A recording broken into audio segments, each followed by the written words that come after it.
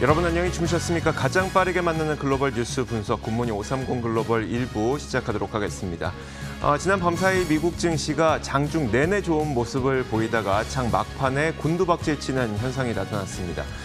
장중 내내 굉장히 좋았던 모습을 보였던 이유는 바로 이 화이자와 그리고 바이오엔테크라고 하는 기업이 공동으로 개발하고 있는 이 코로나19 백신과 관련된 긍정적인 소식이 있었기 때문인데 하지만 코로나19의 사망자 소식이 좀 들려왔고요. 사망자가 증가하고 있다는 소식뿐만 아니라 여러 가지 악재들이 불거지면서 장 막판 고꾸라지는 모습이 나타났습니다.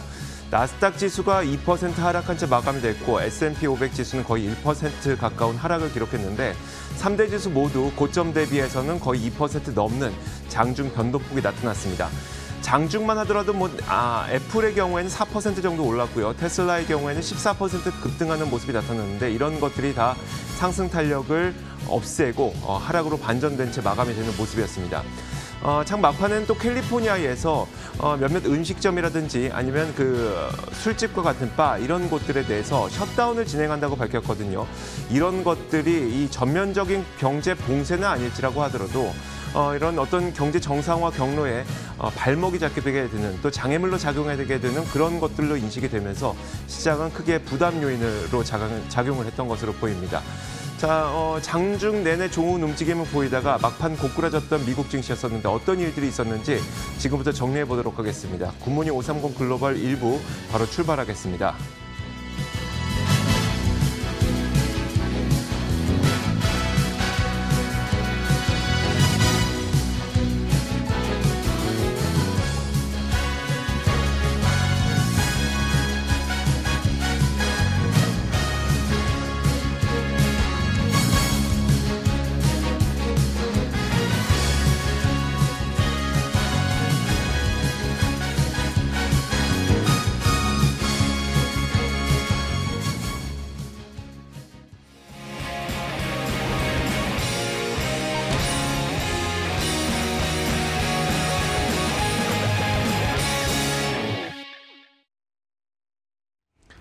자, 미국 증시 마감 동향부터 확인해 보도록 하겠습니다. 클로징 벨 나옵니다. 장혜진 앵커 3대 지수가 어떻게 마감됐는지 한번 정리해 볼까요? 네, 현지 시간 13일 미국 3대 지수는 엇갈린 모습을 보이면서 문을 닫았습니다.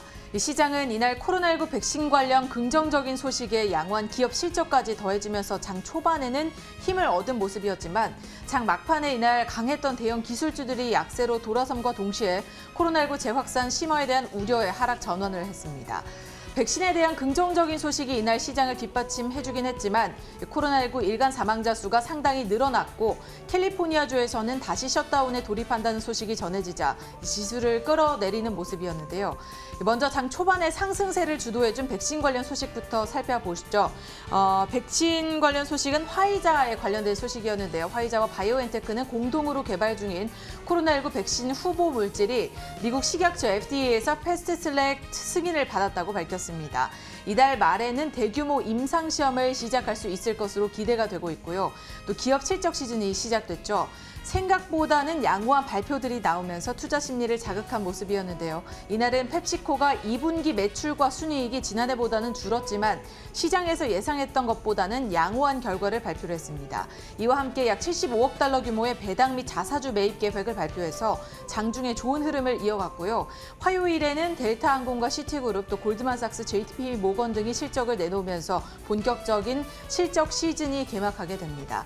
기업들의 실적은 코로나19의 영향으로 전년 대비 좋지 않을 것으로 보이지만 시장에서 예상했던 것보다 양호하고 향후 경영 전망에 대해서 낙관적인 언급이 나온다면 오히려 호재로 작용할 수 있다는 분석들이 나오고 있습니다. 하지만 이 코로나19 확산세가 시장에는 큰 부담 요인으로 이날 또 작용을 했습니다. 지난 일요일 기준으로 텍사스와 조지아, 플로리다주에서 일일 신규 확진자 수가 15,000명을 넘게 기록했고요. 미국 내에서는 하루 평균 700명 이상의 사망자가 발생하고 있다는 점도 사태가 점점 악화돼 가고 있다는 것을 느끼게 해줬습니다. 텍사스는 코로나19 사망자 수가 전주 대비 140% 급증했다고 전했고요. 캘리포니아주에서는 코로나19 확산에 따라서 셧다운에 다시 돌입한다고 밝히기도 했습니다. 이렇게 상황이 심각해지자 투자 심리는 위축되는 모습이었는데요. 보다 자세한 마감 상황을 통해서 확인을 해보시죠. 먼저 다우지수입니다. 다우지수 장 초반에는 오름폭을 키워나가는 모습이었지만 오후장에서 약 마감 전 2시간 전부터 반락하기 시작해서 낙폭을 점차 키워갔습니다. 0.04%까지 상승폭을 줄이면서 26,085포인트 거래 마쳤습니다. 이어서 나스닥 지수입니다. 2%대의 하락세를 기록하면서 1,390포인트에 거래 마쳤는데요.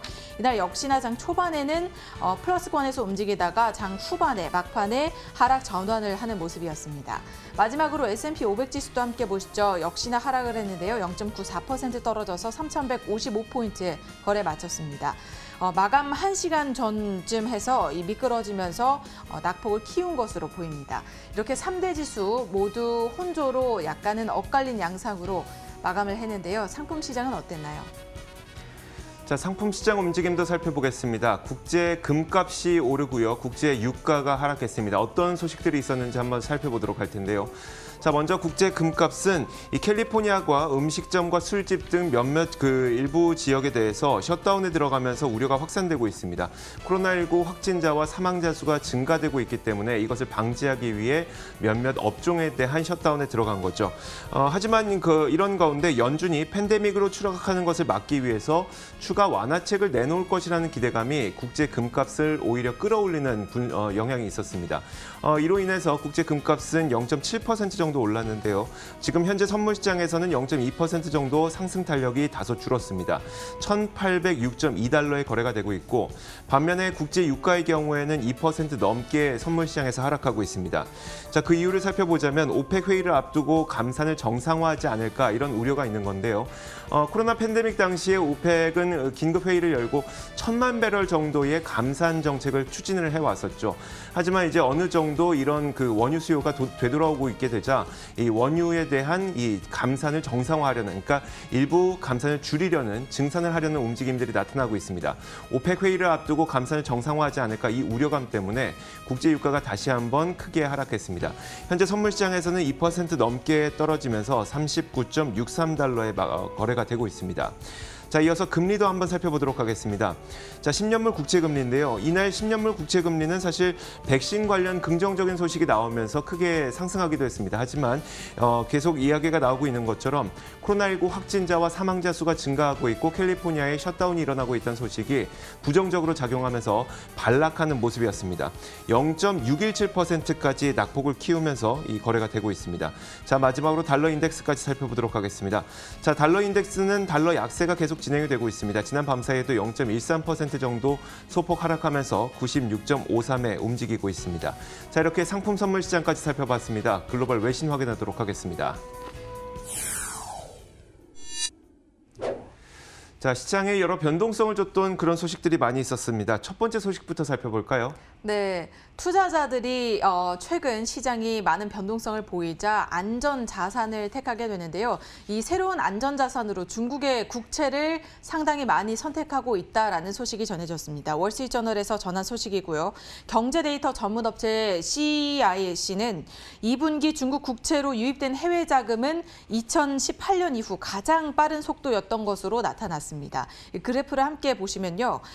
총 자금은 4조 3천억 위안, 우리 돈으로는 745조 원을 넘어서면서 규모로도 사상 최고치를 기록했는데요. 18년도 이후로부터 가파른 상승세를 보실 수 있겠습니다. 월스트리트저널에서는 최근 몇 년간 중국 국채를 사고 파는 게 더 쉬워졌고 2019년부터는 안전하다라고 판단되는 요인들이 좀 추가되면서 해외 자금 유입이 늘어났다고 설명을 했습니다. 이에 따라서 투자자들은 중국 국채 시장이 높은 금리를 제공함과 동시에 안전성을 확보하고 있기 때문에 투자자들이 더 선호하게 됐다라고 설명을 했는데요.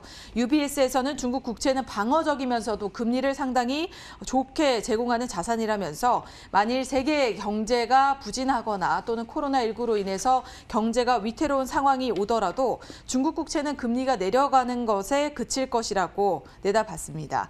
실제로 중국이 코로나19로 봉쇄 조치에 들어갔을 때 중국의 10년물 국채 금리는 10년 만에 가장 낮은 수준을 나타내긴 했지만요. 여전히 이 금리는 다른 국가들에 비해서는 높은 수준이었습니다.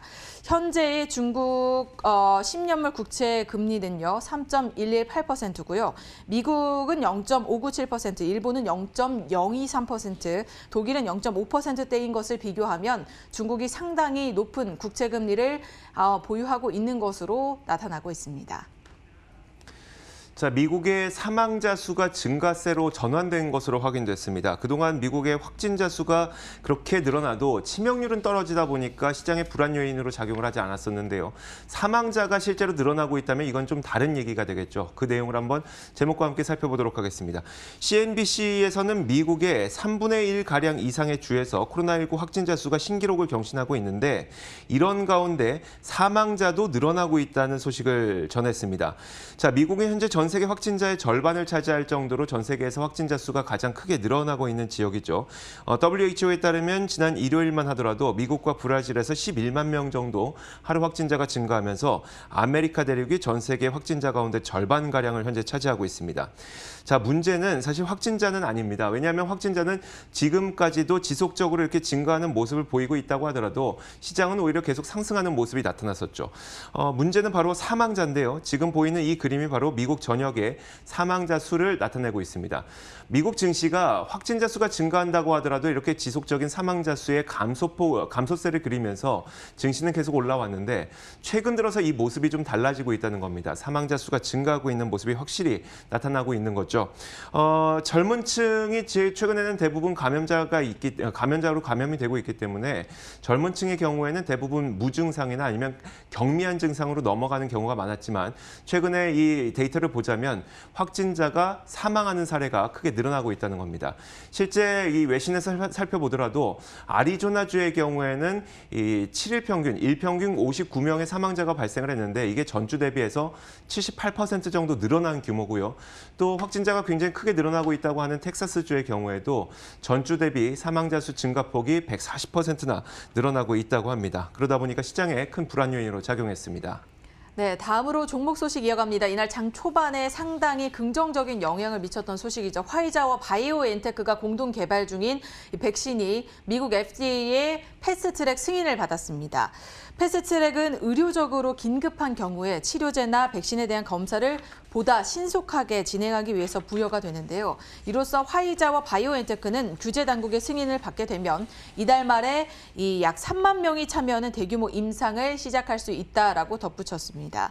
이 소식에 힘입어서 이날 양사의 주가는 상당히 많이 올라줬는데요. 먼저 화이자 같은 경우에는 4%대로 장을 마쳤고요. 바이오엔테크 같은 경우에는 10.55% 올라서 장을 마감한 모습이었습니다. 임상이 만일 성공적일 경우에는 연말까지 1억 회분을 또 내년까지는 12억 회 분량의 백신을 생산할 수 있을 것으로 양사는 내다보고 있고요. 화이자 측은 FDA의 패스트트랙 지정은 안전한 백신 개발을 위한 중요한 이정표라고 밝히기도 했습니다. 자, 테슬라가 지난 밤사이에 굉장한 변동폭을 보였습니다. 롤러코스터 장세를 보였었는데요. 장중에는 고점이 16%까지 오르기도 했습니다만 이게 결국은 마이너스 3%까지 떨어지는 굉장히 큰 변동폭을 하루에만 보였습니다. 그러다 보니까 오늘 하루만 해도 굉장히 많은 뉴스를 만들어냈던 기업이 바로 테슬라였었는데요. 테슬라는 이날 일단 그 최초에 그 주가가 올라갔던 이유는 바로 이런 것들이었습니다. 모델 Y의 가격을 인하한다는 소식뿐만 아니라 9월에 열리게 될 배터리 데이에 대한 기대감이 작용을 하면서 장 초반은 테슬라의 주가가 거의 16%까지 고점을 형성하기도 했었죠. 자, 이렇게 테슬라의 주가가 16% 오르자 그 당시에 나왔던 뉴스는 바로 이것이었습니다. 테슬라의 기업 가치가 3,210억 달러까지 크게 뛰어오르면서 팩트셋에 따르면 이렇게 된다면 미국 내에서 10번째로 큰 시가총액을 가진 기업으로 등극을 하게 된다는 것이죠. 그렇게 되면 프록터앤갬블과 같은 기업도 저 멀리 뒤로 제치고 시총 10번째 기업으로 뛰어오르게 되는 겁니다.